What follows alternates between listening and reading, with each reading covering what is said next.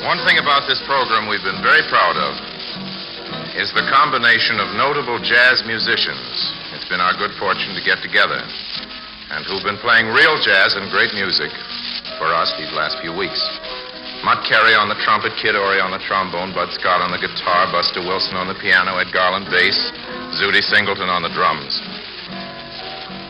Tonight, Wade Whaley is taking Jimmie Noon's place on the clarinet. Mr. Whaley is a very fine musician, but he knows, as we all do, that nobody will ever take Jimmie Noon's place.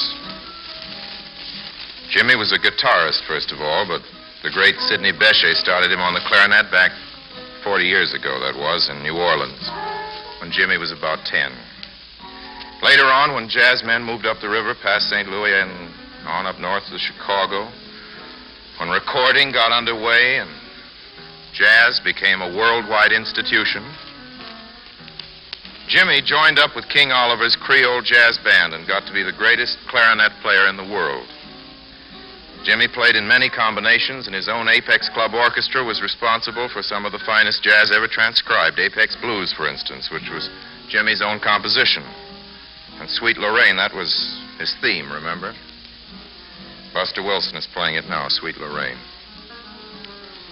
Jazz was conceived in New Orleans. It was born there, and it grew up there because life in New Orleans found so many reasons for brass bands. Funerals, for instance. Musicians here in this studio who are going to play for you pretty soon, and who all come from New Orleans, can tell you about funeral music in those days in the Creole city. They used to play at funerals, and nobody ever thought it was out of place because jazz, like anything else that man makes out of his sincerity and passion, is wholly dignified and always worthy of the occasion of death. And so they're going to play some jazz for Jimmie Noon. Not for us and not for themselves, but for Jimmie. You know, the last thing Jimmie told us was this. He said he sure wanted to come down here and play some blues tonight. That was yesterday. Jimmie had to leave before he could play the blues again. He went away to make beautiful music somewhere else with Buddy Bolden and Jelly Roll Morton, King Oliver and the others.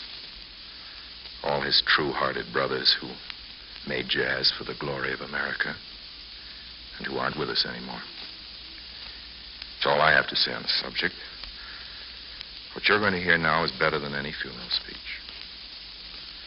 All right, Mutt and Bud and Buster, Ed and Kid and Zutty. Play Jimmie's blues.